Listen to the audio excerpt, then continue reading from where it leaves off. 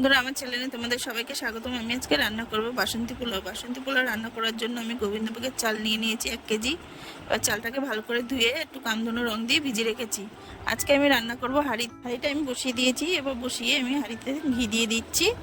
ঘি দিয়ে তারপরে দিয়ে দেবো আমি শাহজিরা দেওয়ার পর দিয়ে দেবো গোটা গরম মশলা, তারপর দিয়ে দেবো তেজপাতা, তারপরে কিশমিশ দিয়ে আমি ভালো করে নেড়ে চেড়ে এবার জল দিয়ে দেবো। জলটা কিন্তু পরিমাণ মতো দিতে হবে। আমি 1 কেজি চাল নিয়েছি, আমার পরিমাণ মতো আমি দিয়েছি। তোমরা এবার যতটা চাল নেবে তার সেরকমভাবে পরিমাণ মতো জল দেবে।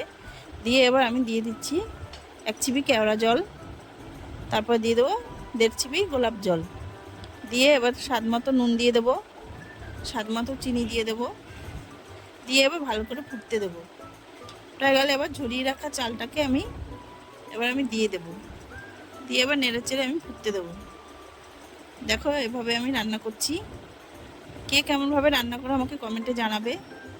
আর আমার যদি এই বাসন্তী পোলাও রান্নাটি তোমাদের ভালো লাগে, আমাকে সাবস্ক্রাইব, লাইক, কমেন্ট, শেয়ার করে দিও।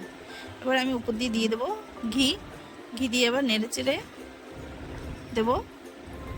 দেখো, আমার বাসন্তী পোলাওটা রেডি হয়ে গেছে। এবার আমি কলা পাতা দিয়ে ভাপে বসাবো। কলা পাতাটা দিয়ে ঢেকে একটু উপর দিয়ে জল ছিটিয়ে দিয়েছি। দিয়ে এবার ঢাকনা দিয়ে আমি ঢেকে দেবো। এভাবে ঢেকে দিয়েছি। এবার দেখো, আমার ভাপটা হয়ে গেছে। কলা পাতাটা আমি তুলে নিচ্ছি।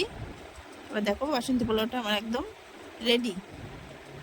দেখো, দেখা হবে পরের ভিডিওতে।